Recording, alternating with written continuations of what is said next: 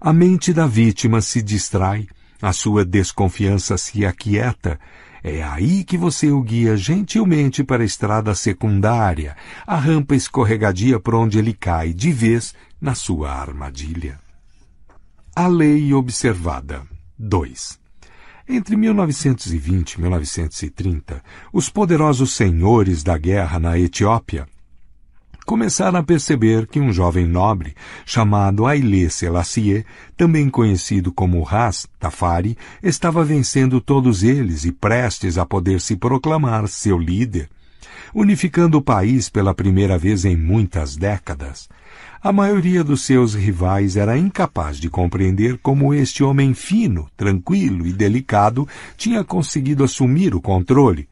Mas, em 1927, Selassie conseguiu convocar os comandantes dos exércitos, um de cada vez, para ir a Addis Abeba, jurar fidelidade e reconhecê-lo como líder. Alguns se apressaram, outros hesitaram, mas só um, Dejasmash Bausha, de Sidamo, ousou desafiar Selassie totalmente. Homem tempestuoso, Bausha era um grande guerreiro e considerava o novo líder fraco e indigno. De propósito, ele se manteve longe da capital. Finalmente, Selassie, da sua maneira gentil, porém firme, ordenou que Bausha se apresentasse. O comandante resolveu obedecer, mas viraria a mesa desse pretendente ao trono etíope. Seguiria para Addis Abeba no seu próprio ritmo e com um exército de 10.000 homens, força suficiente para se defender, talvez até para iniciar uma guerra civil. Estacionando a sua formidável tropa num vale a cerca de 5 quilômetros da capital, ele esperou, como faria um rei. Selassie teria que ir até ele. Selassie enviou emissários, convidando Bausha para um banquete em sua homenagem. Mas Bausha, que não era nenhum tolo, conhecia a história. Sabia que antigos reis e senhores da Etiópia tinham usado banquetes como armadilha. Uma vez lá, e bêbado, Selassie o mandaria prender ou matar. Para mostrar que tinha compreendido o que estava acontecendo, ele aceitou, mas com a condição de poder levar a sua guarda pessoal, 600 dos seus melhores soldados, armados e prontos para defender a ele e a si próprios. Para surpresa de Bausha, Selassie respondeu com toda a cortesia, dizendo que era uma honra recepcionar tais guerreiros. A caminho do banquete, Bausha avisou seus soldados para não beber e montar guarda.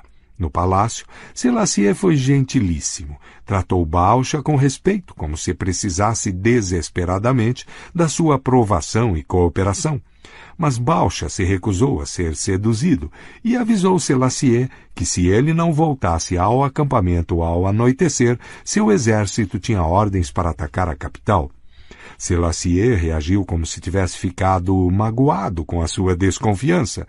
Durante a refeição, na hora das canções tradicionais em homenagem aos líderes etíopes, ele fez questão de que se cantassem apenas as que homenageavam o general de Sidamo. A Bausha pareceu que Selassie estava com medo, intimidado por este grande guerreiro a quem ninguém conseguia enganar.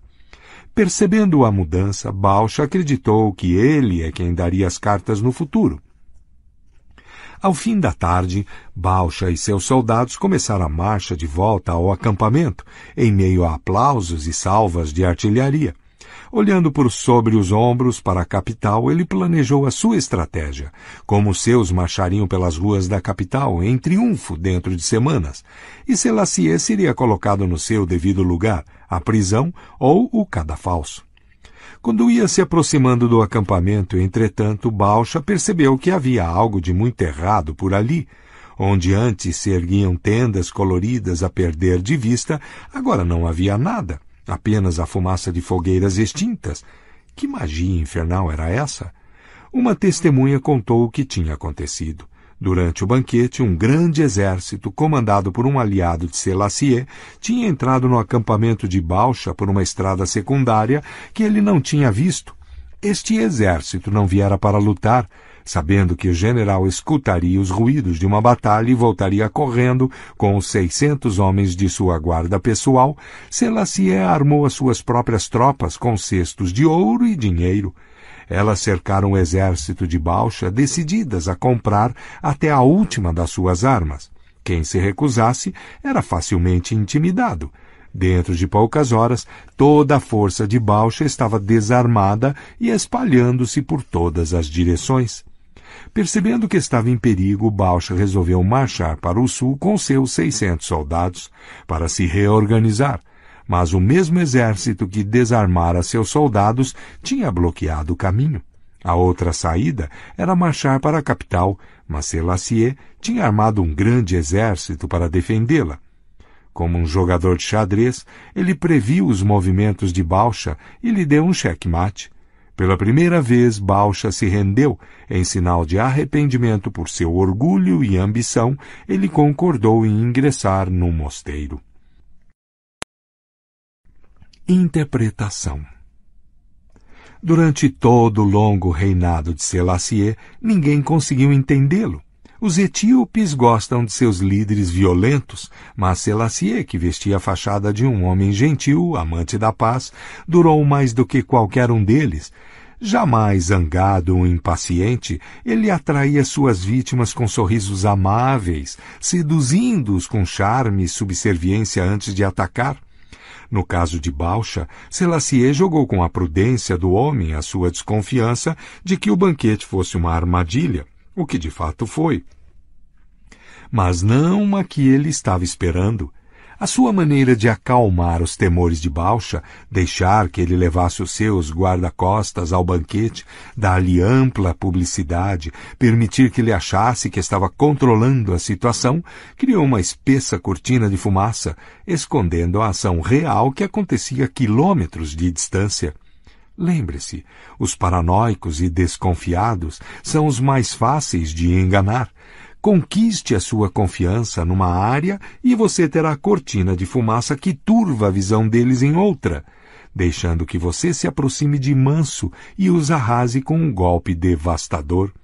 Um gesto prestativo ou aparentemente honesto, ou que sugira a superioridade do outro, estas são táticas diversionistas perfeitas. Adequadamente montada, a cortina de fumaça é uma arma poderosíssima. Ela permitiu que o gentil Selassie destruísse totalmente o seu inimigo sem disparar uma só bala. Não subestime o poder de Tafari. Ele se move furtivamente como um rato, mas tem mandíbulas de leão. As últimas palavras de Bausha antes de entrar para o mosteiro. As chaves do poder. Se você acha que trapaceiros são aquela gente pitoresca que ilude com mentiras elaboradas e histórias incríveis, está muito enganado. Os maiores impostores são os que utilizam uma fachada suave e invisível que não chama a atenção. Eles sabem que gestos e palavras extravagantes levantam logo suspeita. Pelo contrário, eles envolvem o seu objetivo numa aura familiar, banal, inofensiva. Nas negociações de Hello Kid veio com Sanguésio, o familiar era um negócio. No caso etíope, foi a subserviência ilusória de Selassie, exatamente o que Bausha esperaria de um general mais fraco. Depois que você tiver atraído a atenção das suas vítimas para o familiar, elas não notarão a fraude que está ocorrendo pelas suas costas. A origem disso está numa verdade muito simples. As pessoas só conseguem focalizar uma coisa de cada vez. É realmente muito difícil para elas imaginar que a pessoa suave e inofensiva com quem estão lidando está ao mesmo tempo tramando outra coisa. Quanto mais cinza e uniforme a fumaça da sua cortina, melhor ela esconde as suas intenções. Nas iscas e pistas falsas discutidas na parte 1, você distrai ativamente as pessoas. Na cortina de fumaça, você ilude a sua vítima, atraindo-a para a sua teia.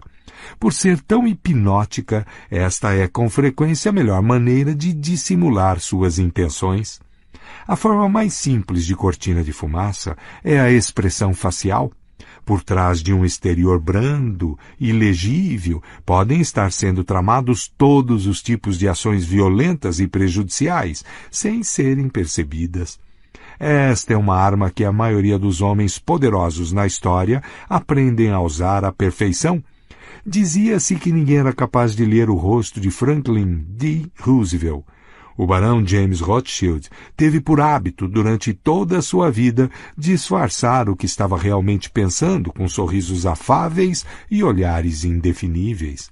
Stendhal escreveu a respeito de Talleyrand: jamais um rosto serviu tão pouco de barômetro. Henry Kissinger fazia seus adversários numa mesa de negociação chorar de tédio, com seu tom de voz monótono, seu olhar inexpressivo, seus detalhamentos intermináveis.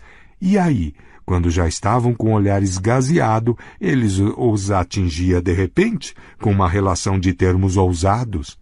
Apanhados desprevenidos, intimidavam-se facilmente. Como explica o manual de pôquer? Na sua vez de jogar, o bom jogador raramente é um ator. Pelo contrário, ele pratica um comportamento frio que minimiza os padrões legíveis, frustra e confunde o adversário e permite mais concentração. Um conceito adaptável. A cortina de fumaça pode ser praticada em vários níveis, todos jogando com os princípios psicológicos da distração e da desorientação. Uma das cortinas de fumaça mais eficazes é o gesto nobre. As pessoas querem acreditar que gestos aparentemente nobres são autênticos, porque é uma crença agradável. Elas raramente notam como eles enganam. O comerciante de peças de arte Joseph Duvain se viu certa vez diante de um terrível problema. Os milionários que pagavam tão bem por seus quadros não tinham mais tanto espaço nas suas paredes, e com os impostos sobre herança subindo cada vez mais, parecia pouco provável que continuassem comprando. A solução foi a National Gallery of Art, em Washington, D.C., que Duvain ajudou a criar em 1937, conseguindo que Andrew Mellon doasse a sua coleção. A National Gallery era a fachada perfeita para Duvain. Num só gesto, seus clientes fugiam aos impostos, abriam espaço nas paredes para novas aquisições e reduziam o número de quadros no mercado, mantendo a pressão que aumentava o seu preço. Tudo isto enquanto os doadores aparentavam ser benfeitores da sociedade. Outra cortina de fumaça eficaz é o padrão, quando se estabelece uma série de ações que seduzem a vítima e a fazem acreditar que as coisas continuarão sempre da mesma maneira. O padrão joga com a psicologia da expectativa. Nosso comportamento se encaixa no padrão, ou assim gostamos de pensar. Em 1878, o barão ladrão americano Jay Gould criou uma empresa que começou a ameaçar o monopólio da companhia de telégrafos Western Union. Os diretores da Western Union resolveram comprar a empresa de Gould. Foi preciso dispor de uma quantia considerável, mas eles achavam que tinham conseguido se livrar de um irritante adversário. Poucos meses depois, entretanto, Gould estava lá de novo, queixando-se de que fora tratado injustamente. Ele abriu uma segunda empresa para competir com a Western Union e a sua nova aquisição. A mesma coisa voltou a acontecer. A Western Union comprou a empresa para fazer com que ele calasse a boca. Logo, o padrão voltou a se repetir pela terceira vez, mas agora Gould atacou na jugular. De repente ele iniciou, e logo conseguiu, uma sangrenta tomada de controle hostil da Western Union.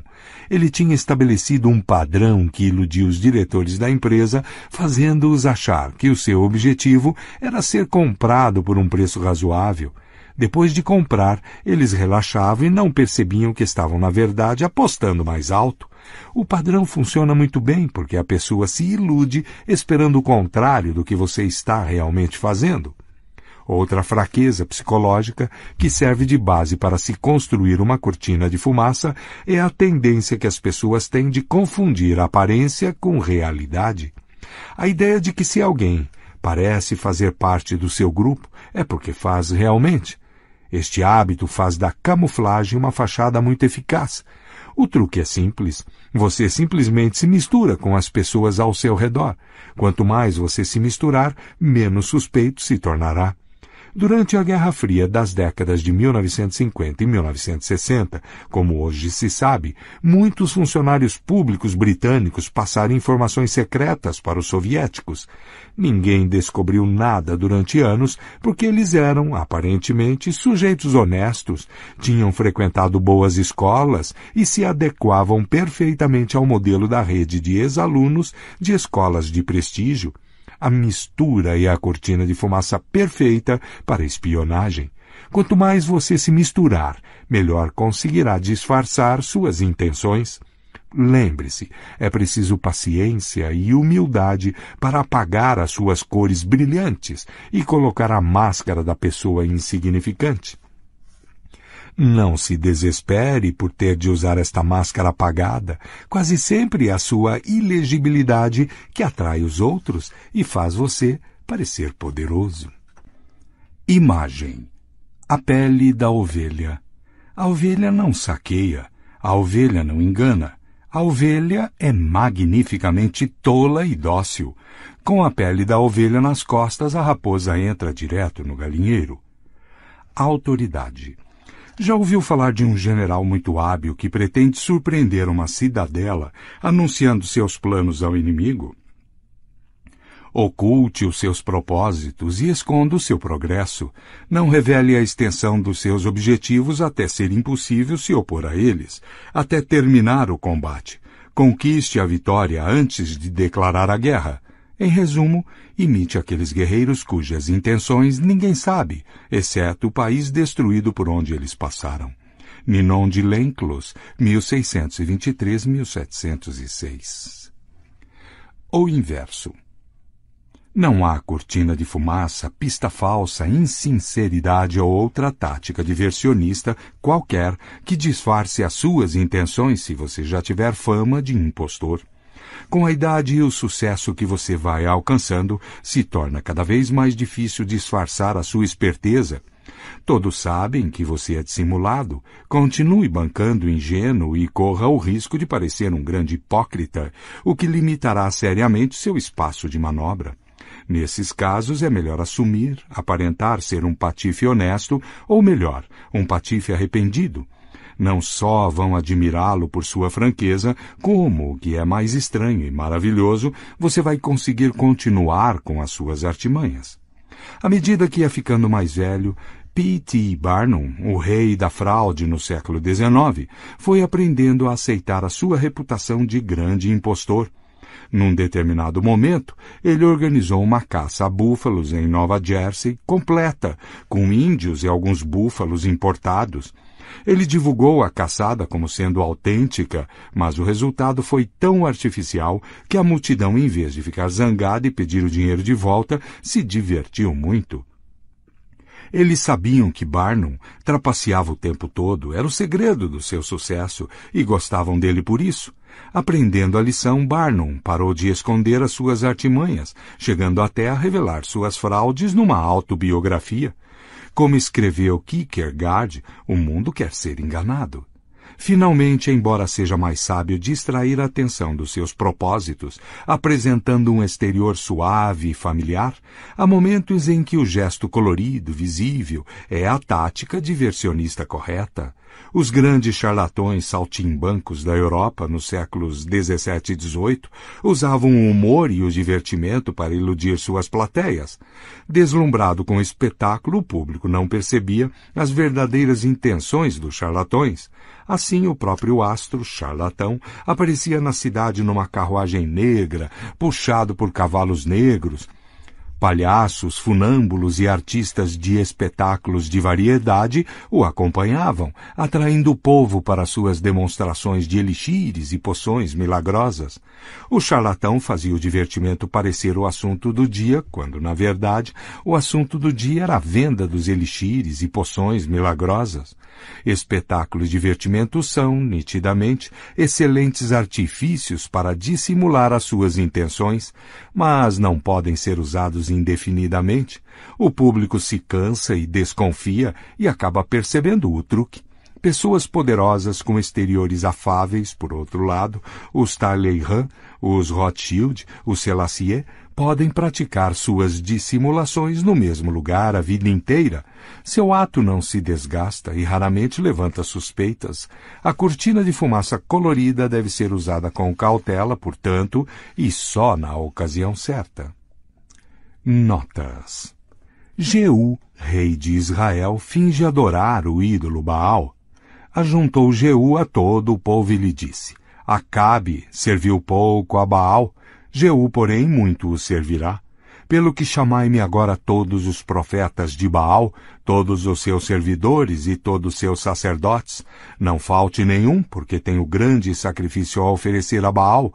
Todo aquele que faltar não viverá. Porém Jeú fazia isto com astúcia para destruir os servidores de Baal. Disse mais Jeú: Consagrai-me uma assembleia solene a Baal, e a proclamaram. Também Jeú enviou mensageiros por todo Israel. Vieram todos os adoradores de Baal, e nenhum homem deles ficou que não viesse. Entraram na casa de Baal, que se encheu de uma extremidade à outra. Entrou Jeú na casa de Baal e disse aos adoradores de Baal: Examinai, e vede bem que não esteja aqui entre vós algum dos servos do Senhor, mas somente os adoradores de Baal. E entrando eles a oferecerem sacrifícios e holocaustos, Jeú preparou da parte de fora 80 homens e disse-lhes: Se escapar algum dos homens que eu entregar em vossas mãos, a vida daquele que o deixar escapar responderá pela vida dele. Sucedeu que, acabado o oferecimento do holocausto, ordenou Jeú aos da sua guarda e aos capitães: Entrai, feri-os, que nenhum escape. Feriram-nos ao fio da espada, e os guardas e os capitães os lançaram fora e penetraram no mais interior da casa de Baal, e tiraram as colunas que estavam na casa de Baal e as queimaram. Também quebraram a própria coluna de Baal e derrubaram a casa de Baal e a transformaram em latrinas até o dia de hoje. Assim Jeú exterminou de Israel a Baal. Velho Testamento, 2 Reis 10, 18, 28. Fuja atravessando o oceano à plena luz do dia. Isto significa criar uma fachada que acaba se tornando imbuída de uma atmosfera ou impressão de familiaridade, dentro do qual o estrategista pode manobrar sem ser visto, enquanto todos os olhos são treinados para ver familiaridades óbvias. The Japanese Art of War, Thomas Cleary, 1991. Pasta 4. Lei 4. Diga sempre menos do que o necessário. Julgamento. Quando você procura impressionar as pessoas com palavras, quanto mais você diz, mais comum aparenta ser, e menos controle da situação parece ter. Mesmo que você esteja dizendo algo banal, vai parecer original se você o tornar vago, amplo e enigmático. Pessoas poderosas impressionam e intimidam falando pouco. Quanto mais você fala, maior a probabilidade de dizer uma besteira. A lei transgredida. Gnaeus Marcius, também conhecido como Coriolano, foi um grande herói militar da Roma Antiga. Na primeira metade do século V a.C., ele venceu muitas batalhas importantes, salvando várias vezes a cidade de uma catástrofe. Como passava a maior parte do tempo nos campos de batalha, poucos romanos o conheciam pessoalmente, o que o tornava, portanto, uma espécie de figura lendária. Em 454 a.C., Coriolano decidiu que era hora de explorar a sua reputação e entrar para a política. Concorreu às eleições para o alto posto de cônsul. Tradicionalmente, os candidatos a este cargo faziam um discurso público no início da disputa e a primeira coisa que Coriolano fez, ao aparecer diante do povo, foi exibir as dezenas de cicatrizes acumuladas durante 17 anos de lutas por Roma. Poucos na multidão realmente ouviram o longo discurso que se seguiu. Aquelas cicatrizes, provas de valor e patriotismo, comoveu o povo até as lágrimas. A eleição de Coriolano parecia certa. No dia da votação, entretanto, Coriolano entrou no fórum, escoltado por todo o Senado e pelos patrícios, pela aristocracia. Os plebeus que assistiram a isso ficaram incomodados com a bombástica demonstração de segurança num dia de eleição. E aí Coriolano falou de novo, dirigindo-se principalmente aos cidadãos ricos que o acompanhavam. Suas palavras foram arrogantes e insolentes. Afirmando a certeza da vitória na eleição, ele se vangloriou das suas proezas nos campos de batalha, fez piadas impertinentes que agradaram apenas aos patrícios, pronunciou acusações iradas contra seus adversários e especulou sobre as riquezas que traria para Roma. Desta vez o povo escutou. Não tinham percebido que o lendário soldado era também um fanfarrão comum. As notícias sobre o segundo discurso espalharam-se rápido por toda Roma, e o povo compareceu em peso para garantir que ele não fosse eleito.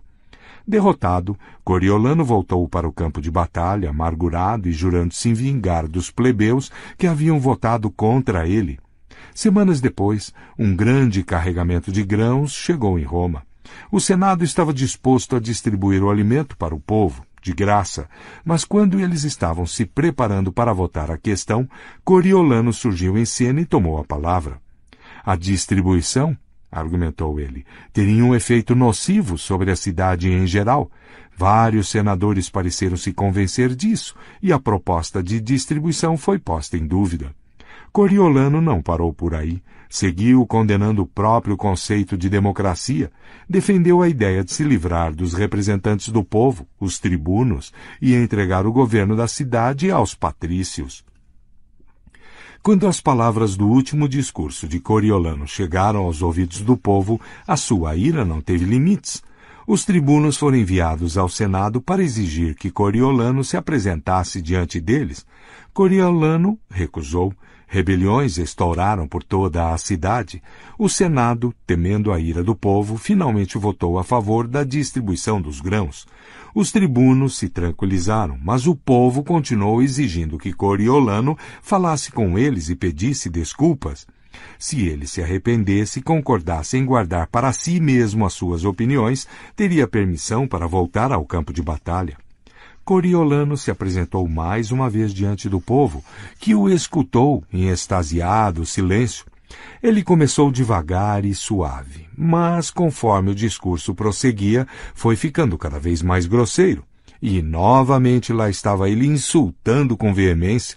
Seu tom era arrogante, sua expressão desdenhosa. Quanto mais ele falava, mais o povo se zangava. Finalmente, gritaram tanto que ele teve de se calar. Os tribunos conferenciaram, condenaram Coriolano à morte e ordenaram que os magistrados o levassem imediatamente ao alto da rocha Tarpeia e o jogassem lá de cima. A multidão encantada apoiou a decisão. Os patrícios, entretanto, conseguiram intervir e a sentença foi transformada em degredo perpétuo. Quando o povo soube que o grande herói militar de Roma nunca mais voltaria à cidade, saiu comemorando pelas ruas. Na verdade, ninguém jamais viu comemoração semelhante, nem mesmo depois da derrota de um inimigo estrangeiro. Interpretação.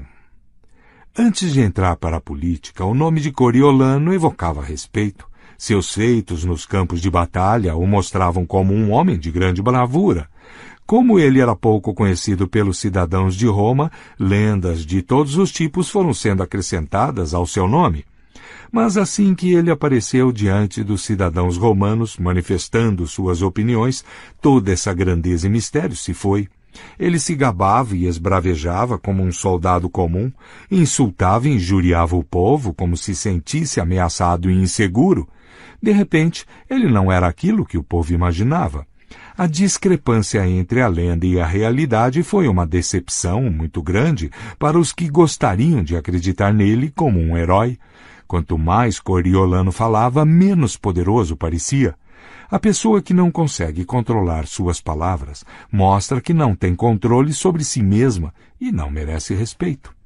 Se Coriolano tivesse falado menos, as pessoas não teriam tido motivo para se ofender. Jamais teriam conhecido seus verdadeiros sentimentos. Ele teria conservado a sua aura poderosa, teria certamente sido eleito cônsul e realizado seus objetivos antidemocráticos. Mas a língua humana é um animal selvagem que poucos conseguem dominar. Está sempre se esforçando para sair da jaula e, se não for domesticado, vira uma fera e vai lhe dar problemas. Não acumula poder quem joga fora a riqueza das suas palavras. A ostra se abre totalmente na lua cheia. Quando o caranguejo a vê, joga uma pedrinha ou alga marinha, ela não pode mais se fechar e serve de alimento para ele. Tal é o destino de quem abre demais a boca e se coloca, portanto, à mercê do seu ouvinte. Leonardo da Vinci, 1452-1519. Fim de nota. A lei observada. Na corte do rei Luís XIV, nobres e ministros passavam dias e noites discutindo questões de Estado, conferenciavam, discutiam, faziam e desfaziam alianças e discutiam de novo, até que finalmente chegava um momento crítico. Dois eram escolhidos para representar os diferentes lados do problema para Luís, que era quem ia decidir o que fazer. Depois que estas pessoas eram escolhidas, todos discutiriam mais um pouco. Como falar? O que agradaria a Luís? O que o aborreceria? Em que hora do dia os representantes deveriam procurá-lo? E em que parte do Palácio de Versalhes? Que expressão teriam em seus rostos? E aí, depois de tudo definido, era a hora crítica. Os dois homens se aproximavam de Luís, sempre um problema delicado, e quando finalmente conseguiam a sua atenção, falavam sobre o que tinham discutido, explicando as opções em detalhes. Luís escutava em silêncio, uma expressão enigmática no rosto. No final, quando os dois terminavam as suas apresentações e lhe pediam a sua opinião, o rei olhava para eles e dizia, "Verei", e se afastava. Os ministros e cortesãos não ouviam mais nenhuma palavra do rei sobre o assunto, simplesmente viam o resultado, semanas depois, quando ele tomava uma decisão e agia. Ele não se preocupava em consultá-los de novo. Interpretação. Luís XIV era um homem de pouquíssimas palavras. Sua observação mais famosa é «L'état c'est moi», o Estado sou eu. Nada poderia ser mais enérgico e, no entanto, mais eloquente. Seu infame verei era uma das várias frases extremamente curtas que ele usava para todos os tipos de solicitação. Luís nem sempre foi assim. Quando jovem, era conhecido por falar muito, encantado com a própria eloquência. Posteriormente, ele mesmo se impôs essa taciturnidade, uma representação, a máscara que ele usava para deixar em suspenso todos que estavam abaixo dele. Ninguém sabia exatamente o que ele pensava ou seria capaz de prever as suas reações. Ninguém podia tentar enganá-lo, dizendo o que achavam que ele desejava ouvir, porque ninguém sabia o que ele desejava ouvir. Enquanto falavam e falavam para o silencioso Luís, revelavam cada vez mais sobre si mesmos, informações que ele mais tarde usaria contra eles com grande proveito. No final, o silêncio de Luís mantinha as pessoas ao seu redor aterrorizadas e sob o seu domínio. Como Saint-Simon escreveu, ninguém como ele sabia vender suas palavras, seus sorrisos, até seus olhares. Tudo nele era valioso porque ele criava diferenças, e sua majestade se acentuava com a escassez de suas palavras. Para um ministro, é ainda mais prejudicial dizer tolices do que cometê-las. Cardeal de Retz, 1613-1679. As chaves do poder. O poder é de várias maneiras um jogo de aparências, e quando você diz menos do que necessário, inevitavelmente parecerá maior e mais poderoso do que é. O seu silêncio deixará as outras pessoas pouco à vontade. Os seres humanos são máquinas de interpretar e explicar. Precisam saber o que o outro está pensando. Se você controla cuidadosamente o que revela, eles não conseguirão penetrar nas suas intenções ou nos seus pensamentos. As respostas curtas que você der e o seu silêncio os colocarão na defensiva, e eles, nervosos, se apressarão a preencher o silêncio com diversos comentários que acabam revelando informações valiosas sobre eles mesmos e suas fraquezas. Eles sairão de uma reunião com você sentindo-se roubados e irão para casa pensar em todas as palavras que você disse. Esta atenção extra às suas parcas observações só aumentará o poder que você tem. Dizer menos do que o necessário não é só para os reis e estadistas, em quase todas as áreas da vida. Quanto menos você diz, mais profundo e misterioso parece. Quando jovem, o artista Andy Warhol teve a revelação de que era impossível convencer as pessoas a fazer o que se queria delas apenas conversando. Elas se voltariam contra você, subverteriam seus desejos, desobedeceriam a você por simples perversidade. Certa vez ele disse a um amigo: "Aprendi que, na verdade, você tem mais poder quando fica de boca fechada." No final da sua vida, Warhol usava esta estratégia com grande sucesso. Suas entrevistas eram exercícios de discurso oracular. Ele dizia coisas vagas e ambíguas e ao entrevistador se contorcia tentando entender, imaginando haver nas suas frases, quase sempre sem sentido, algo profundo. Warhol raramente falava de seu trabalho, deixava a interpretação para os outros. Dizia ter aprendido esta técnica com o mestre do enigma, Marcel Duchamp, outro artista do século XX que cedo percebeu que, quanto menos falava de seu trabalho, mais as pessoas falavam sobre ele. E quanto mais elas falavam, mais valiosas as suas obras ficavam. Falando menos do que o necessário, você cria a aparência de significado e de poder. Também, quanto menos você diz, menor é o risco de falar uma bobagem ou até algo perigoso. Em 1825, um novo czar, Nicolau I, subiu ao trono da Rússia. Imediatamente houve uma rebelião liderada por liberais que exigiam que o país se modernizasse, que suas indústrias e estruturas civis se igualassem à do resto da Europa.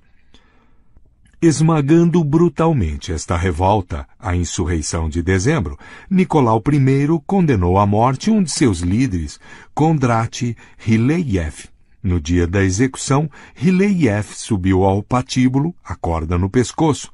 O alçapão se abriu, mas quando Ryleyev ficou suspenso no ar, a corda se rompeu e ele foi ao chão.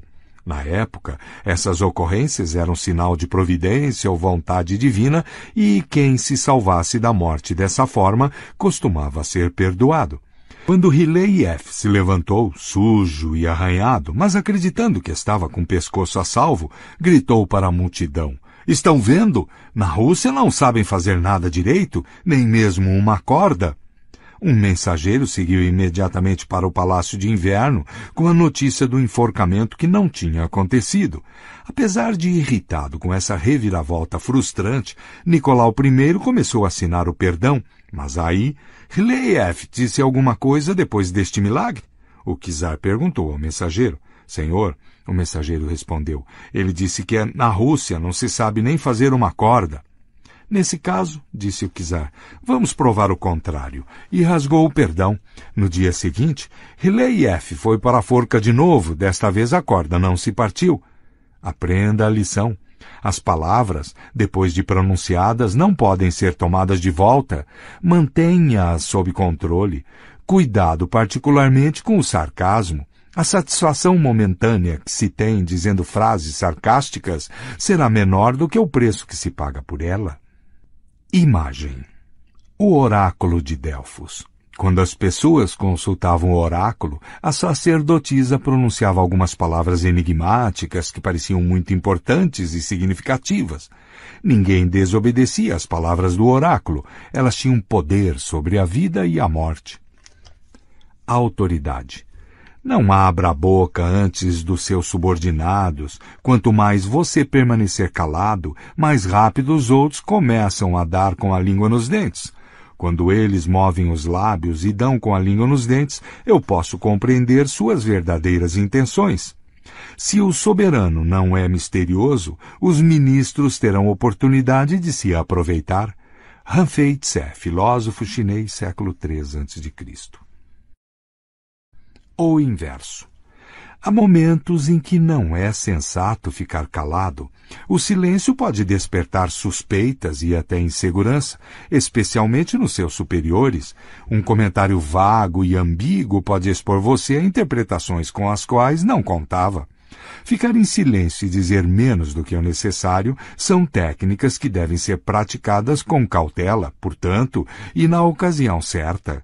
Ocasionalmente, é mais sensato imitar o bobo da corte, que se faz de tolo, mas sabe que é mais esperto do que o rei.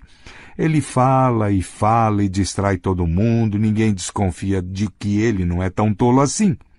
Às vezes, as palavras também funcionam como uma espécie de cortina de fumaça quando você quer enganar os outros. Enchendo seus ouvintes com palavras, você os distrai e hipnotiza. Quanto mais você falar, menos eles desconfiam de você. A verborragia não é percebida como maliciosa e manipuladora, mas como sinal de incompetência e ingenuidade. Isto é o inverso da política do silêncio utilizada pelos poderosos. Falando mais e parecendo mais fraco e menos inteligente do que é, você pratica dissimulação com muito mais facilidade. Notas. Sem sorte, o roteirista de cinema Michael Arlen foi para Nova York em 1944. Para afogar suas tristezas, ele foi visitar o famoso restaurante 21. No saguão, ele cruzou com Sam Goldwyn, que lhe deu o conselho um tanto quanto pouco prático de comprar cavalos de corrida. No bar, Arlen encontrou Louis B. Mayer, velho conhecido, que lhe perguntou sobre seus planos para o futuro. Acabei de falar com Sam Goldwyn, começou Arlen. Quanto ele lhe ofereceu? Interrompeu Mayer. Não o bastante, respondeu ele evasivo. Aceitaria 15 mil para trabalhar 30 semanas? Perguntou Mayer. Não houve hesitação desta vez. Sim, disse Arlen. The Little Brown Book of Anecdotes. Clifton Fedman. Edição de 1985. Uma história muito contada sobre Kissinger, sobre um relatório no qual Winston Lord passara dias trabalhando. Depois de entregá-lo a Kissinger, Lord recebeu-o de volta com a anotação. É o melhor que você pode fazer? Lord redigiu tudo de novo e finalmente reapresentou o relatório. Lá voltou ele com a mesma breve pergunta. Depois de redigi-lo mais uma vez e mais uma vez ler a mesma pergunta de Kissinger, Lord retrucou. Diabos, é sim, é o melhor que eu posso fazer. Ao que Kissinger respondeu. Ótimo, acho que desta vez vou ler. Kissinger, Walter Isaacson, 1992. O rei Luís XIV guarda o mais impenetrável sigilo sobre questões de Estado. Os ministros participam das reuniões de conselho, mas ele só lhes confessa seus planos depois de muito refletir e chegar a uma decisão definitiva. Gostaria que vocês vissem o rei. Sua expressão é inescrutável, seus olhos como os de uma raposa. Jamais discute questões de Estado com seus ministros em conselho. Quando fala com as pessoas da corte, refere-se apenas às suas respectivas prerrogativas ou deveres. Até a sua frase mais banal soa como um oráculo. Prime Visconti, citado em Louis XIV, Louis Berthier, 1928. As palavras irreverentes de um súdito com frequência lançam raízes mais profundas do que a lembrança de maus atos. O falecido conde de Essex disse à rainha Elizabeth que suas condições eram tão enviesadas quanto a sua carcaça. Mas isso lhe custou a cabeça, o que a sua insurreição não lhe teria custado, não fosse esse discurso. Sir Walter Raleigh, 1554-1618. Fim de notas. Pasta 5. Lei 5. Muito depende da reputação. Dê a própria vida para defendê-la. Julgamento. A reputação é a pedra de toque do poder. Com a reputação, apenas você pode intimidar e vencer. Um deslize, entretanto, e você fica vulnerável e será atacado por todos os lados. Torne a sua reputação inexpugnável, esteja sempre alerta aos ataques em potencial e frustre-os antes que aconteçam. Enquanto isso, aprenda a destruir seus inimigos, minando as suas próprias reputações. Depois, afaste-se e deixe a opinião pública acabar com eles. A lei observada 1. Durante a Guerra dos Três Reinos, na China, 207 e 265 d.C., o grande general Shuku Liang, chefiando as forças do reino Shu, despachou o seu enorme exército para um campo distante, enquanto descansava numa cidadezinha junto com um punhado de soldados. De repente, os sentinelas chegaram correndo com a notícia alarmante de que um exército inimigo com mais de 150 mil homens, liderados por Sima Yi, se aproximava. Com apenas uma centena de homens para defendê-lo, a situação de Shuku Liang era desesperadora. O inimigo finalmente ia capturar o famoso líder. Sem lamentar o seu destino, ou perder tempo tentando imaginar como tinha sido apanhado, Liang ordenou às suas tropas que arriassem as bandeiras, abrissem os portões da cidade e se escondessem. Ele então se sentou na parte mais visível do muro da cidade, vestido com um manto taoísta. Acendeu incenso, dedilhou seu alaúde e começou a cantar. Minutos depois viu-se aproximando o exército inimigo, uma falange interminável de soldados. Fingindo não ter percebido nada, ele continuou cantando e tocando o alaúde. Logo o exército estava diante dos portões da cidade. À frente vinha Sima Yi, que na mesma hora reconheceu o homem no muro. Ainda assim, com os soldados impacientes para atravessar os portões abertos da cidade desprotegida, Sima Yi hesitou, conteve-os e estudou Liang sobre o muro. Em seguida ordenou a rápida e imediata retirada. Interpretação. Shuku Liang era conhecido como Dragão Adormecido. Suas façanhas na Guerra dos Três Reinos eram lendárias. Certa vez um homem, dizendo ser um tenente inimigo descontente, apareceu no seu acampamento oferecendo ajuda e informação. Liang, na mesma hora, viu que era uma armadilha. O homem era um falso desertor e deveria ser decapitado. No último minuto, entretanto, o machado já ia descendo. Liang suspendeu a execução e propôs poupar a vida do homem se ele concordasse em ser um agente duplo. Agradecido e aterrorizado, o homem concordou e começou a fornecer informações ao inimigo. Liang venceu batalha atrás de batalha. Em outra ocasião, Liang roubou um selo militar e forjou documentos despachando as tropas do inimigo para localidades distantes. As tropas dispersas, ele conseguiu capturar 3 cidades e assim controlar todo o corredor do reino inimigo. Ele também levou o inimigo, certa vez, a acreditar que um dos seus melhores generais era um traidor, forçando o homem a fugir e juntar forças com Liang. O dragão adormecido cultivou cuidadosamente a sua reputação de homem mais astuto da China, aquele sempre com um truque escondido na manga. Eficaz quanto qualquer outra arma, esta reputação amedrontava o inimigo.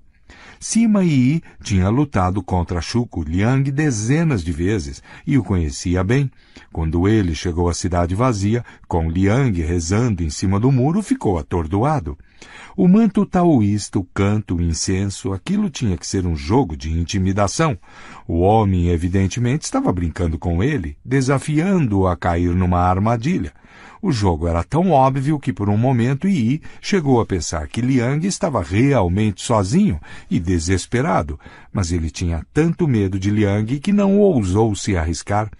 Assim é o poder da fama, capaz de colocar um enorme exército na defensiva até forçá-lo a bater em retirada, sem atirar uma única flecha. Pois, como diz Cícero, até os que condenam a fama querem os seus nomes no título dos livros que escrevem contra ela, e esperam se tornar famosos por desprezá-la. Tudo mais está sujeito à barganha. Permitimos que nossos amigos fiquem com nossos bens e nossas vidas, se for necessário, mas é raro dividirmos nossa fama e darmos de presente para alguém a nossa reputação. Montaigne, 1533-1592. A Lei Observada 2. Em 1841, o jovem P.T. Barnum, tentando estabelecer a sua reputação como o principal empresário teatral nos Estados Unidos, decidiu comprar o American Museum, em Manhattan, e transformá-lo numa coleção de curiosidades que garantiriam a sua fama. O problema era que ele não tinha dinheiro. Estavam pedindo $15.000 pelo museu, mas Barnum conseguiu redigir uma proposta que atraiu os donos da instituição, apesar de substituir o dinheiro vivo por dezenas de garantias e referências. Os proprietários chegaram a um acordo verbal com Barnum, mas, no último minuto, o principal sócio mudou de ideia, e o museu e sua coleção foram vendidos para os diretores do Peale's Museum. Barnum ficou furioso, mas o sócio explicou que negócio era negócio. O museu tinha sido vendido a Peale's, porque Peale's tinha reputação, e Barnum não. Barnum imediatamente decidiu que, se ele não tinha uma reputação para bancá-lo, o seu único recurso era arruinar a do Peale's. Por conseguinte, ele iniciou uma campanha pelos jornais com cartas que chamavam os proprietários de um bando de diretores de banco falidos que não tinham ideia do que era dirigir um museu ou entreter as pessoas. Ele alertou o público contra a compra de ações do Peale's, visto que a compra de mais de um museu pela empresa invariavelmente reduziria mais ainda os seus recursos. A campanha funcionou. As ações caíram e, sem confiar mais no passado e na reputação do Peale's, os donos do American Museum descumpriram o acordo e venderam tudo para Barnum. Levou anos para Peale's se recuperar, e eles jamais esqueceram o que Barnum tinha feito. O próprio Peale decidiu atacar Barnum, criando uma reputação de entretenimentos para intelectuais, promovendo os programas do seu museu como mais científicos do que os do seu vulgar concorrente. O mesmerismo, hipnotismo, era uma das atrações científicas do Peale's e por um tempo atraiu grandes multidões e teve bastante sucesso. Para revidar, Barnum decidiu atacar mais uma vez a reputação do Peale's. Barnum organizou uma sessão de hipnotismo rival em que ele mesmo aparentemente colocava em transe uma menina. Assim que ela pareceu estar em sono profundo, ele tentou hipnotizar outros membros da plateia. Porém, por mais que tentasse, nenhum dos espectadores cedeu ao seu feitiço e muitos começaram a rir. Um Barnum frustrado finalmente anunciou que, para provar que o transe da menina era real, cortaria um dos seus dedos sem que ela percebesse. Mas enquanto ele afiava a faca, a menina regalou os olhos e saiu correndo, para deleite da plateia. Ele repetiu esta e outras paródias durante várias semanas. Em breve ninguém mais conseguia levar a sério os espetáculos de Peale e a frequência caiu. Em poucas semanas o espetáculo fechou. Nos anos seguintes, Barnum estabeleceu uma reputação de ousadia e consumado domínio de cena que durou pelo resto da sua vida. A reputação do Peale, ao contrário, jamais se recuperou. Interpretação.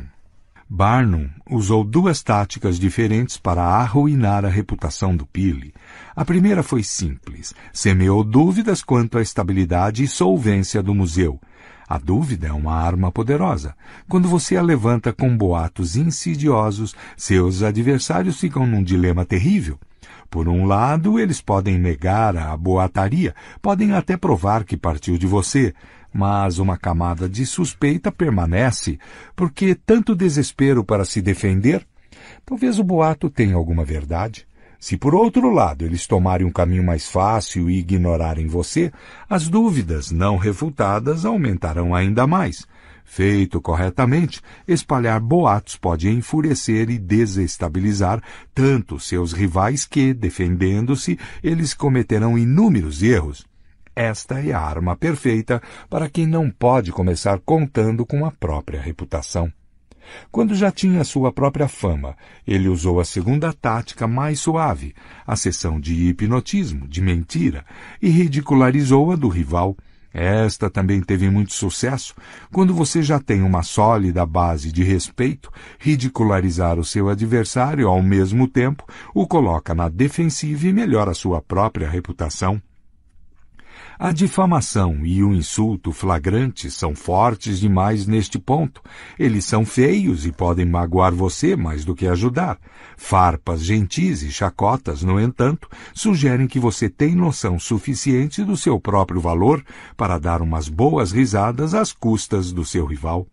Uma fachada humorística pode mostrar você como um artista inofensivo, enquanto vai minando a reputação do seu rival. É mais fácil suportar uma consciência pesada do que a má reputação. Friedrich Nietzsche, 1844-1900. As chaves do poder. As pessoas que nos cercam, até nossos melhores amigos, serão sempre até um certo ponto misteriosas e inescrutáveis. Suas personalidades possuem nichos secretos que elas não revelam.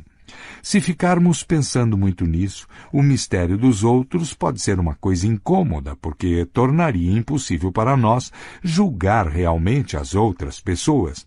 Portanto, preferimos ignorar este fato e julgar as pessoas pela aparência, pelo que é mais visível aos nossos olhos: roupa, gestos, palavras, atos. Na esfera social, as aparências são o barômetro de quase todos os nossos julgamentos, e você não deve se iludir acreditando em outra coisa.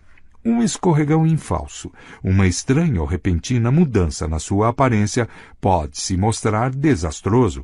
Esta é a razão da suprema importância de fazer e manter uma reputação que tenha sido criada por você mesmo.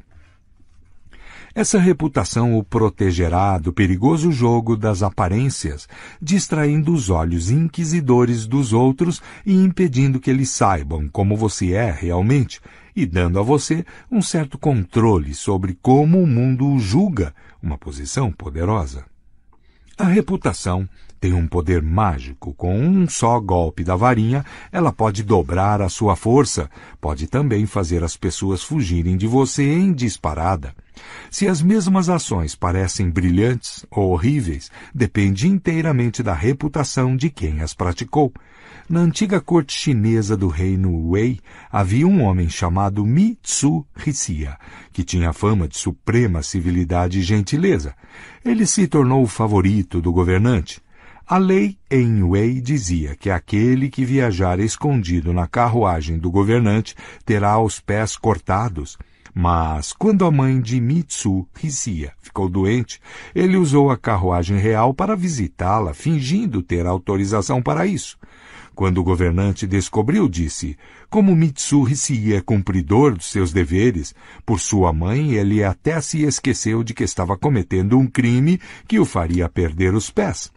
Em uma outra ocasião, os dois estavam passeando num pomar.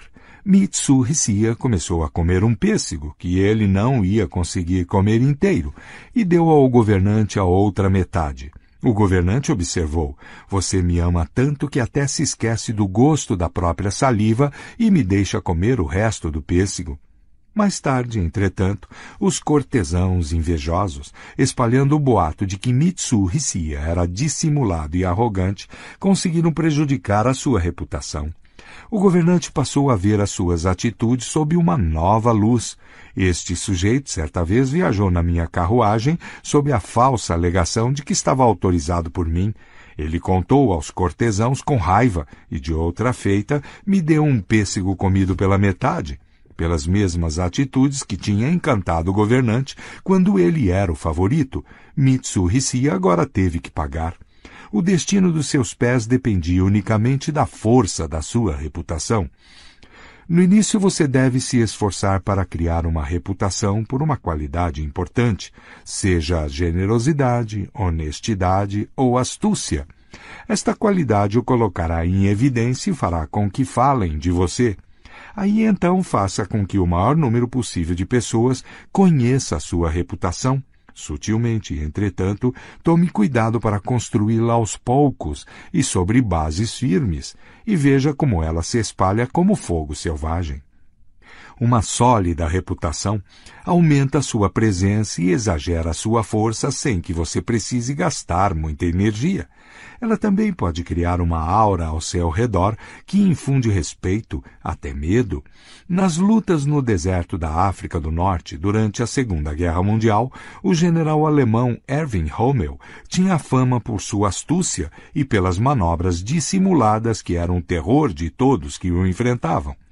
Mesmo quando suas forças ficaram reduzidas e os britânicos tinham 5 vezes mais tanques do que ele, cidades inteiras eram evacuadas com a notícia da sua aproximação.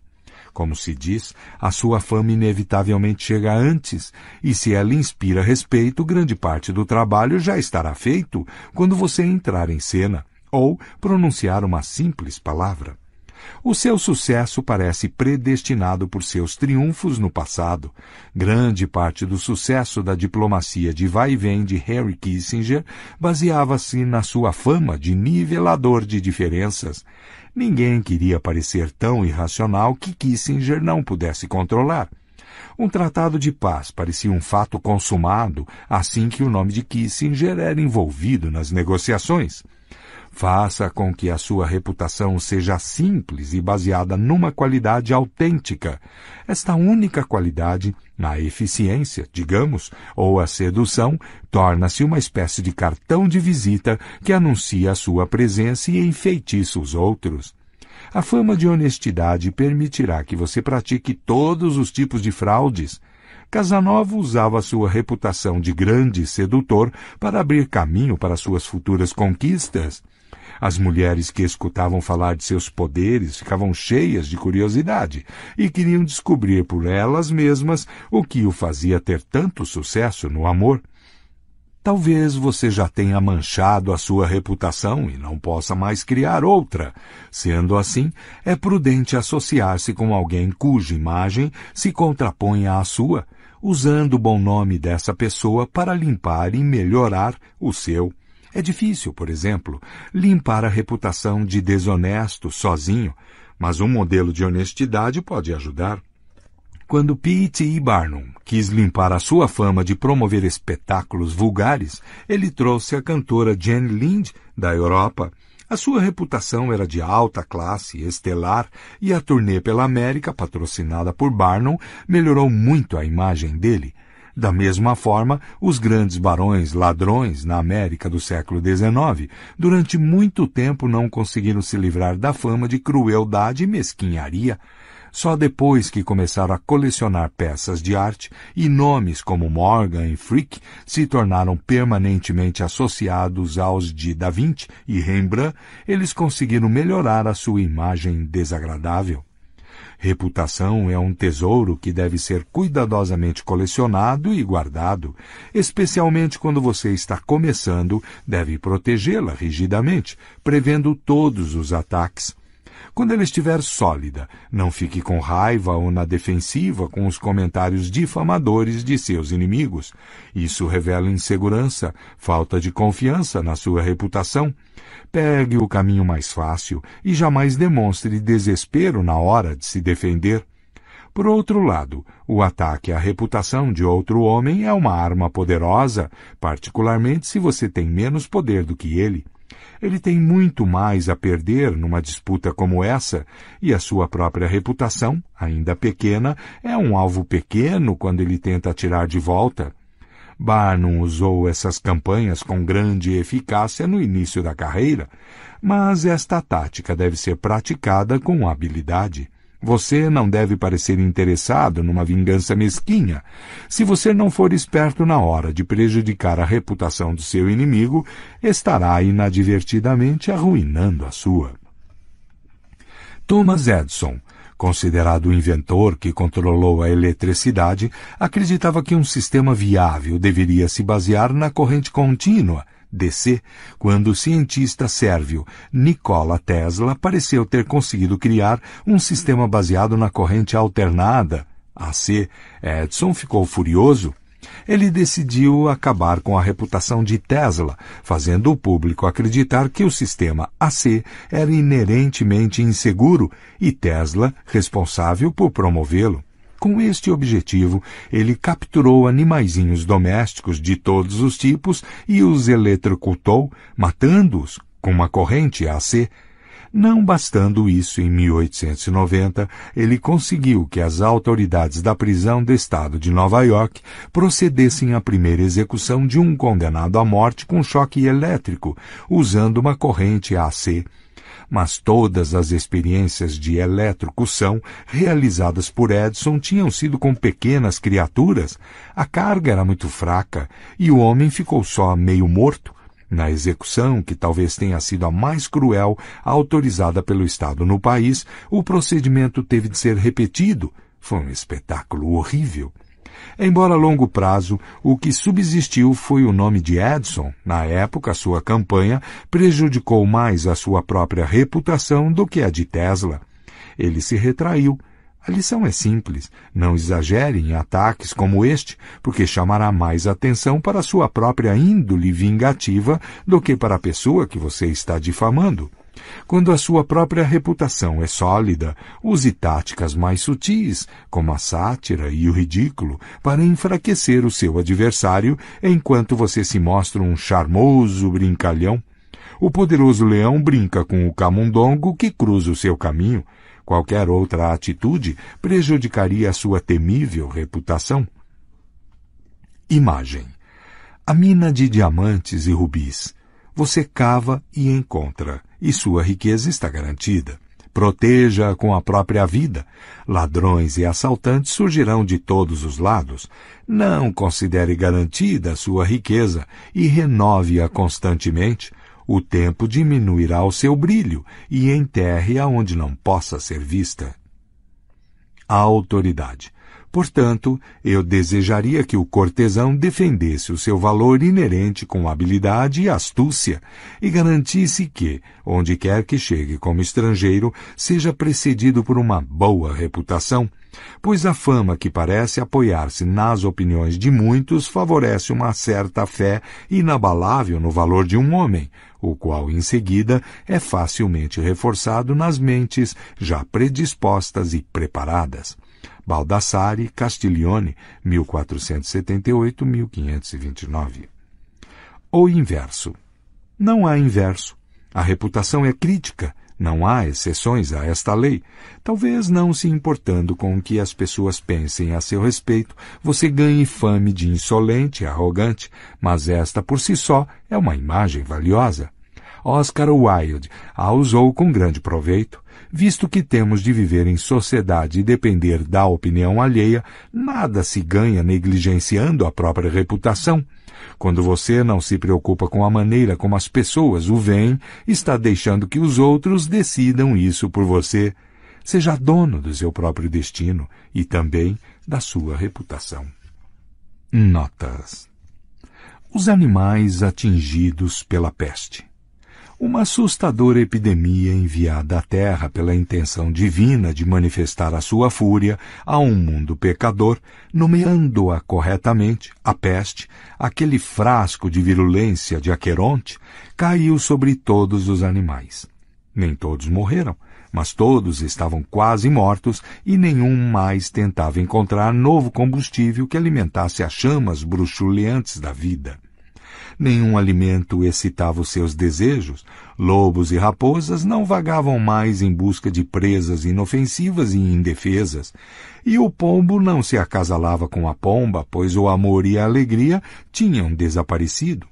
O leão tomou a palavra dizendo: Caros amigos, não duvido que seja pelos altos desígnios celestes que sobre nós pecadores a desgraça deva cair, que o mais pecador entre nós seja vítima do vingativo Espírito Celestial e possa ele alcançar a salvação por todos nós, pois a história nos ensina que nestas crises devemos fazer sacrifícios.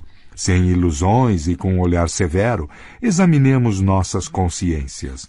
Conforme recordo, para acalmar meu apetite, devorei muitas ovelhas que nenhum mal me haviam feito, e até no meu tempo eram conhecidas por ensaiar a flauta pastoril. Se necessário for, portanto, morrerei. Mas suspeito que outros devam ter também os seus pecados. É justo que todos façam o possível para definir o mais culpado. Senhor, o senhor é um rei bom demais, começou a raposa. Tais escrúpulos são muito delicados. Eu juro, comer ovelha, esse rebanho profano e vulgar, isso é pecado? Não, senhor. Basta para tal súcia ser devorada por alguém como o senhor.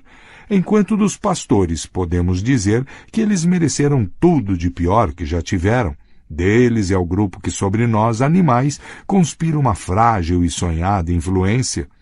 Assim falou a raposa, e aplausos bajuladores se fizeram ouvir sonoros. Enquanto ninguém ousava olhar friamente para as ofensas mais imperdoáveis do urso, do tigre e de outras eminências, cada um deles, não importa de que raça vil, era realmente um santo. Todos concordavam. Aí veio o burro dizer: eu me lembro de uma vez estar cruzando os prados de uma abadia quando a fome, a vegetação e a abundância e, ademais, não tenho dúvida, um ímpeto de ganância tomou conta de mim e eu arranquei uma porção de grama a qual, francamente, eu não tinha nenhum direito. Todos, sem demora, marcaram cerrada a perseguição ao burro. Um lobo, com alguma instrução, testemunhou que aquele animal amaldiçoado merecia o desprezo deles. Aquele autor imprudente dos seus lamentáveis apuros merecia nada menos do que ser enforcado. Que vilania sequestrar a grama alheia! Só com a morte ele poderia expiar um crime tão hediondo, como ele fica sabendo muito bem. O tribunal, seja você rico ou pobre, o pintará sucessivamente de branco ou de preto. As melhores fábulas de La Fontaine, Jean de La Fontaine, 1621-1695. Pasta 6. Lei 6. Chame atenção, a qualquer preço. Julgamento. Julga-se tudo pelas aparências. O que não se vê, não conta. Não fique perdido no meio da multidão, portanto, ou mergulhado no esquecimento. Destaque-se, fique visível a qualquer preço, atraia as atenções parecendo maior, mais colorido, mais misterioso do que as massas tímidas e amenas. Parte 1. Cerque o seu nome de escândalo e sensacionalismo. Chame a atenção sobre você criando uma imagem inesquecível, até controvertida. Faça escândalo, faça qualquer coisa para parecer exagerado e brilhe mais do que todos ao seu redor. Não discrimine os diferentes tipos de atenção. Qualquer espécie de notoriedade lhe trará mais poder. Que falem mal, mas falem de você. A lei observada. P.T. Barnum, o principal empresário de espetáculos teatrais da América no século XIX, começou a sua carreira como assistente do dono de um circo, Aaron Turner. Em 1836, o circo parou em Anápolis, Maryland, para uma série de apresentações. No dia da estreia, de manhã, Barnum saiu para dar um passeio vestindo um terno preto novo. As pessoas começaram a segui-lo. Alguém na multidão, que ia crescendo, gritou que ele era o reverendo Ephraim K. Avery, famoso por ter sido absolvido da acusação de assassinato, mas que a maioria dos americanos considerava culpado. A turba, enraivecida, rasgou a roupa de Barnum e estava prestes a linchá-lo.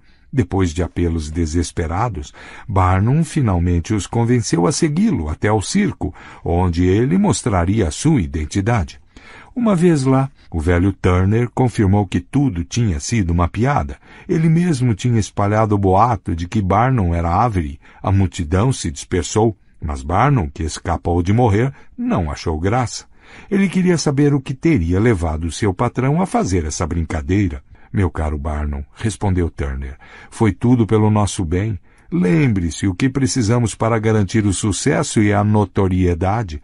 E, na verdade, todos na cidade estavam comentando a farsa, e o circo ficou abarrotado de gente naquela noite e em todas as outras que permaneciam em Anápolis. Barnum aprendeu uma lição para o resto da vida. A primeira grande aventura de Barnum, sozinho, foi o American Museum, uma coleção de excentricidades localizada em Nova York. Um dia um mendigo se aproximou de Barnum na rua. Em vez de dinheiro, Barnum resolveu lhe dar um emprego. Voltando com ele ao museu, deu ao homem 5 tijolos e lhe disse para percorrer devagar vários quarteirões. Em determinados pontos, o sujeito deveria colocar um tijolo na calçada, ficando sempre com um na mão. No percurso de volta, ele deveria ir substituindo o tijolo que estava na rua pelo que tinha na mão. O tempo todo ele deveria se manter sério e não responder a nenhuma pergunta. De volta ao museu, ele deveria entrar, dar uma volta lá dentro, depois sair pela porta de trás e refazer o mesmo circuito de distribuição de tijolos. Na primeira passagem do homem pelas ruas, várias pessoas observaram seus movimentos misteriosos. Lá pelo quarto circuito, os observadores se aglomeraram ao redor dele, discutindo o que ele estava fazendo. Todas as vezes que ele entrava no museu, era seguido por pessoas que compravam ticket de entrada para continuar observando. Muitos que se distraíam olhando as coleções do museu ficavam lá dentro. No final do primeiro dia, o homem dos tijolos tinha atraído mais de 1000 pessoas ao museu. Dias depois, a polícia mandou que ele parasse e desistisse das suas caminhadas. As multidões estavam impedindo o trânsito. A brincadeira dos tijolos parou, mas milhares de nova-iorquinos tinham entrado no museu e muitos se converteram em fãs de P.T. Barnum. Barnum colocava uma banda de músicos num balcão que dava para a rua, sob um enorme estandarte dizendo «Música de graça para milhões». Que generosidade, pensavam os nova-iorquinos ao se aglomerarem para ouvir os concertos gratuitos. Mas Barnum se esforçava para contratar os piores músicos que pudesse encontrar. E assim que a banda atacava, as pessoas se apressavam para comprar entradas para o museu, onde ficariam longe do barulho da banda e das vaias da multidão. Uma das primeiras curiosidades de Barnum a excursionar pelo país foi Joyce Hatt, uma mulher que ele dizia ter 161 anos de idade e anunciava como uma escrava que tinha sido babá de George Washington. Depois de vários meses, as multidões começaram a encolher. Então Barnum enviou uma carta anônima aos jornais dizendo que Hatt era uma fraude. Joyce Hatt, escreveu ele, não é um ser humano, mas um autômato feito de barbatana de baleia, borracha e inúmeras molas. Quem ainda não tinha se interessado em vê-la ficou logo curioso, e os que já a tinham visto pagaram para vê-la de novo e descobrir se o boato era verdade ou não. Em 1842, Barnum comprou a carcaça do que se supunha ser uma sereia. A criatura parecia um macaco com corpo de peixe, mas a cabeça e o corpo estavam perfeitamente ligados. Era realmente uma maravilha. Depois de algumas pesquisas, Barnum descobriu que a criatura tinha sido habilmente montada no Japão, onde a peça já tinha causado um grande rebuliço. Não obstante, ele publicou artigos nos jornais de todo o país dizendo que a sereia tinha sido capturada nas Ilhas Fiji. Enviou também aos jornais xilogravuras retratando sereias. Quando ele exibiu o espécime no seu museu, um debate nacional havia se instalado sobre a existência destas criaturas míticas. Meses antes da campanha de Barnum, ninguém sabia nem se interessava em saber o que eram as sereias. Agora, todos falavam delas como se fossem reais. Multidões se reuniam em números recordes para ver a sereia de Fiji e para ouvir debates sobre o assunto. Poucos anos depois, Barnum excursionou pela Europa com um general pequeno polegar, um anão de 5 anos de idade, de Connecticut, que Barnum dizia ser um menino inglês de 11 anos e que ele tinha treinado para fazer coisas notáveis. Nesta turnê, o nome de Barnum chamou tamanha atenção que a Rainha Vitória, modelo de sobriedade, requisitou uma audiência privada com ele e o seu talentoso anão no Palácio de Buckingham. A imprensa inglesa pode ter ridicularizado Barnum, mas Vitória se divertiu regiamente com ele e depois disso ele nunca deixou de respeitá-la. Interpretação. Barnum compreendeu a verdade fundamental de como chamar a atenção. Quando o olhar das pessoas se volta para você, você tem uma legitimidade especial. Para Barnum, despertar interesse significava despertar uma multidão, como ele escreveu mais tarde. Toda multidão tem um raio de esperança, e as multidões tendem a agir em conjunto. Se uma pessoa interrompe o que está fazendo para ver o seu mendigo colocando tijolos na rua, outras farão o mesmo. Elas se juntam como chumaços de poeira. Há então um empurrãozinho e elas entram no seu museu ou assistem ao seu show. Para criar uma multidão, você tem que fazer alguma coisa diferente e excêntrica. Qualquer tipo de curiosidade serve, pois as multidões são atraídas magneticamente pelo inusitado e inexplicável. E uma vez tendo conquistado a atenção dela, não a abandone. Se ela se desviar para outras pessoas, fará isso às suas custas. Barnum absorvia impiedosamente a atenção de seus adversários, sabendo o artigo valioso que ela é. No início da sua ascensão até o topo, portanto, use toda a sua energia chamando a atenção. Mais importante, a qualidade da atenção é irrelevante. Não tinha importância se a crítica aos seus shows era negativa ou como o ataque às suas mistificações era caluniosamente pessoal. Barnum jamais se queixava. Se o crítico de um jornal fosse muito agressivo, ele o convidava para uma estreia e lhe dava o melhor lugar da casa. Ele até escrevia cartas anônimas atacando seu próprio trabalho, só para o seu nome aparecer nos jornais. Do ponto de vista de Barnum, a atenção, negativa ou positiva, era o principal ingrediente do seu sucesso. A pior coisa no mundo para o homem que quer a fama, a glória e, é claro, o poder é ser ignorado.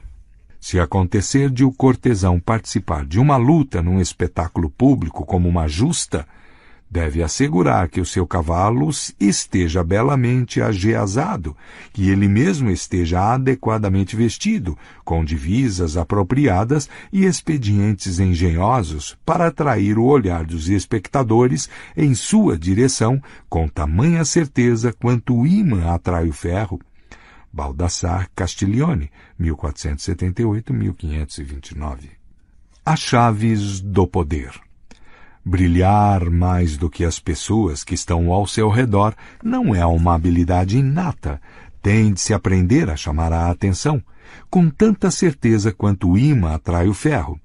No início da sua carreira, você deve associar o seu nome e reputação a uma qualidade, uma imagem que o destacará dos outros.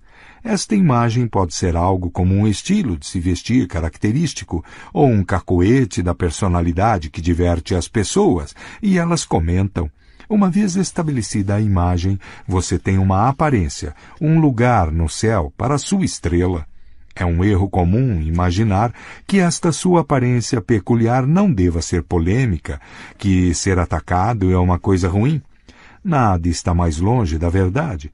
Para evitar ser um sucesso frustrado ou ter a sua notoriedade eclipsada por outro, você não deve discriminar entre tipos diferentes de atenção. No final, todos lhe serão favoráveis. Barnum, já vimos, recebeu bem os ataques pessoais e não sentiu necessidade de se defender. Ele deliberadamente atraiu para si a imagem do charlatão. Na corte de Luís XIV havia muitos escritores e artistas talentosos, grandes beldades, homens e mulheres de virtude impecável, mas ninguém era mais falado do que o singular Duque de Lauzun. O duque era baixo, quase um anão, e inclinado aos tipos mais insolentes de comportamento, dormia com a amante do rei e insultava abertamente não só os outros cortesãos como o próprio rei. Luís, entretanto, se divertia tanto com as excentricidades do duque que não suportava as suas ausências da corte. Era simples. A estranheza da personalidade do duque chamava a atenção. Uma vez enfeitiçados por ele, queriam-no por perto a qualquer custo. A sociedade gosta de figuras exageradas, pessoas que se colocam acima da mediocridade geral. Não tenha medo, portanto, das qualidades que o tornam diferente dos outros e chamam a atenção para você. Corteje a controvérsia até o escândalo. É melhor ser atacado, até caluniado, do que permanecer ignorado. Todas as profissões obedecem a esta lei e todos os profissionais devem ter um pouco de exibicionista. O grande cientista Thomas Edison sabia que para conseguir dinheiro tinha de permanecer visível ao público a qualquer custo. Quase tão importante quanto as próprias invenções era a forma como ele as apresentava ao público e chamava a atenção. Edison projetava experiências visualmente estonteantes para exibir suas descobertas com a eletricidade. Falava de futuras invenções que pareciam fantásticas na época, robôs e máquinas que poderiam fotografar o pensamento, nas quais ele não tinha nenhuma intenção de gastar a sua energia, mas que fazia o público falar dele. Ele fazia tudo para conseguir mais atenção do que o seu grande rival, Nikola Tesla, que na verdade talvez fosse mais brilhante, porém cujo nome era bem menos conhecido. Em 1915, espalhou-se o boato de que Edison e Tesla, naquele ano, dividiriam o Prêmio Nobel de Física. O prêmio acabou indo para um par de físicos ingleses. Só mais tarde se descobriu que a comissão julgadora tinha realmente procurado Edison, mas ele recusou, não querendo compartilhar o prêmio com Tesla. Nessa época, a sua fama estava mais garantida do que a de Tesla, e ele achou melhor recusar a honra do que permitir que o seu rival recebesse a atenção que os dois teriam igualmente se dividissem o prêmio.